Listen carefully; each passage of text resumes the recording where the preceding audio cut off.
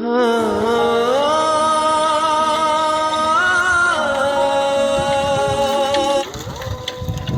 নাম হচ্ছে জনি। আমি একজন পল্লী চিকিৎসক।